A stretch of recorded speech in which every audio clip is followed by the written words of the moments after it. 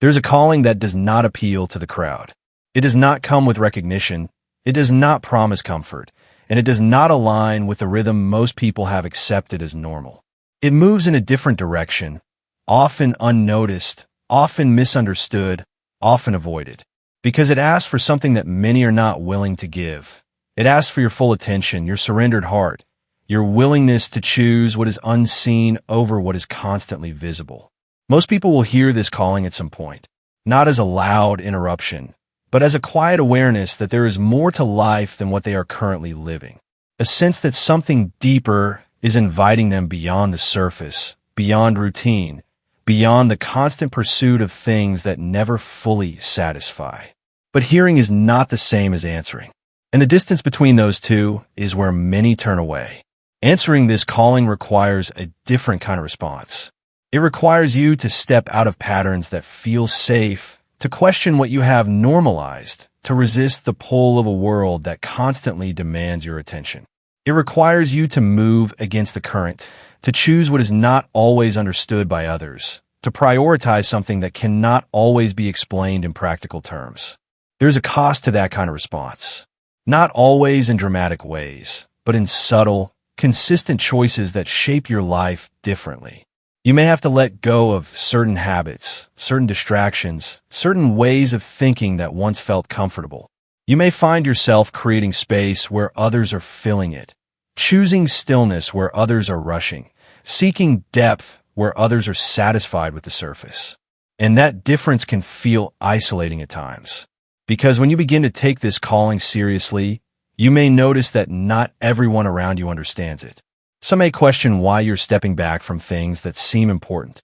Others may not see the value in what. Every choice carries a direction, even the ones that seem small, even the ones that feel insignificant in the moment. You may not notice it at first, but over time, those choices begin to form a path. And the path you walk is rarely shaped by one dramatic decision, but by a series of quiet preferences. What you choose to give your attention to, what you decide can wait, what you repeatedly place ahead of everything else. There is a cost attached to every yes, even when it feels harmless. Because every yes to one thing becomes a no to something else. And when your life is filled with constant commitments, constant demands, constant movement, you may not immediately see what you are saying no to. It does not feel like rejection. It feels like responsibility. It feels necessary. It feels justified. But over time, those repeated choices begin to reveal what truly holds the highest place in your life. Choosing everything else does not happen in a single moment. It happens gradually through patterns that feel normal, even productive. You wake up and immediately step into the flow of obligations. Messages, tasks, expectations, decisions waiting to be made. Your mind becomes occupied before your spirit has a chance to breathe. And before you realize it, the day is already moving forward, filled with activity, leaving little room for anything beyond what must be done. There is always something that seems more urgent, something that demands immediate attention, something that feels like it cannot wait. And in comparison, time with God can feel optional, flexible, something you can move around, postpone, adjust according to your schedule. Not because you believe it is unimportant, but because everything else presents itself with greater urgency. Urgency has a way of distorting value. It makes temporary things feel essential and eternal things feel distant. It pulls your focus toward what is immediate and away from what is foundational. And when you allow urgency to G, there's a kind of life that looks full from the outside but feels hollow within. A schedule packed with responsibilities, commitments, and constant motion. Yet beneath all of it, there is a quiet emptiness that refuses to be ignored. You can move from one task to another, meeting expectations, achieving goals, staying productive, and still sense that something essential is missing. It is not a lack of activity. It is a lack of connection. Busyness has a way of disguising itself as purpose. It convinces you that as long as you are doing something, you are moving forward. It tells you that progress is measured by how much you accomplish, how much you manage, how much you carry. And for a while, that belief feels true. You see results. You feel needed. You stay occupied enough to avoid deeper questions. But eventually, the noise begins to fade, and what remains is a quiet realization that activity alone cannot satisfy the deeper hunger of the soul. There are people who have mastered the art of staying busy. They fill every gap in their day, leaving no room for stillness, no space for reflection, no time to sit with their own thoughts. They move quickly, not always because they have to, but because slowing down feels uncomfortable. In the stillness, things begin to surface, questions, emotions, longings that have been buried under layers of distraction. It is easier to keep moving than to face what might be waiting in the silence. But the heart was never designed to be sustained by constant activity. It was created for something deeper, something relational, something that goes beyond what can be achieved or completed. When that deeper need is ignored, the result is not always obvious at first. It shows up subtly in moments of restlessness, in a lack of fulfillment, in a quiet dissatisfaction that cannot be explained by external circumstances. You may have everything in place: stability, opportunities, relationships, structure.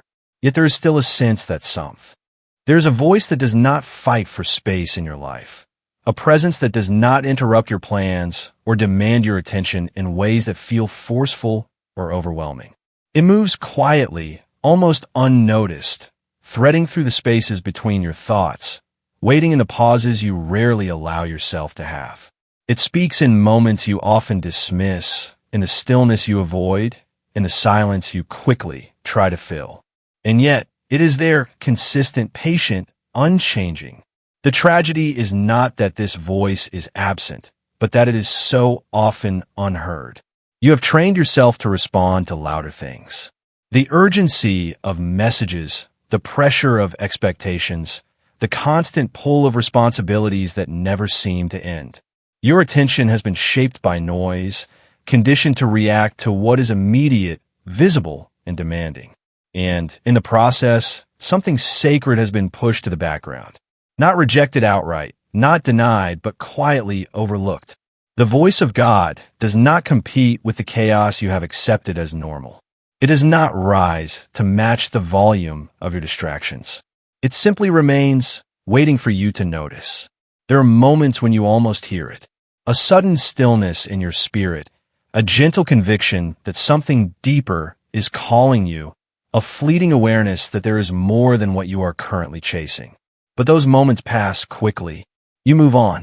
You tell yourself you will return to them later, when you have more time, when life becomes less demanding, when things finally settle. But life does not settle. The noise does not fade on its own. And so the voice becomes easier to ignore, not because it has grown weaker, but because you have grown used to not listening. Ignoring this voice is rarely a conscious decision. It happens gradually, subtly, through a series of small choices that seem harmless on their own. Choosing distraction over stillness. Choosing activity over reflection. Choosing urgency over presence. Each D. There is a quiet voice that does not compete with the noise of your schedule. It does not shout over your notifications. It does not force its way into your calendar. It does not beg for your attention. It simply waits. Patiently. Faithfully. Lovingly. And many never hear it. Not because it is silent, but because they are busy. I'm sorry you're too busy for me. Those words are not spoken in anger. They are not filled with rejection. They carry a weight that is deeper than disappointment. It is the sorrow of a love ignored. A divine invitation postponed again and again until the heart forgets what it once felt. You wake up with plans, deadlines, responsibilities, messages waiting, people expecting, and somewhere beneath all of it, there's a gentle pull, a whisper that says, "Come spend time with me." But you tell yourself, later when things calm down, later when life becomes easier, later when you finally have time. But later becomes never. And the tragedy is not that God leaves. The tragedy is that you slowly stop noticing He is there. This is a calling few understand, because this calling does not come wrapped in applause. It does not bring immediate rewards. It calls you away from the very things the world praises. It asks you to choose presence over productivity, stillness over striving, intimacy over image. It asks you to sit when everything in you wants to run. There are people who can fill every hour of their day and still feel empty, because activity is not the same as purpose, and being busy is not the same as being called. You could be surrounded by noise and still be missing the only voice that truly matters. God is not impressed by how full your schedule is. He is moved by how open your heart is. And yet, so many hearts are crowded, filled with worries, ambitions, distractions, fears. There is no room left for the one who gave them life. So he waits, not because he has to, but because he chooses to love you with patience. There is S,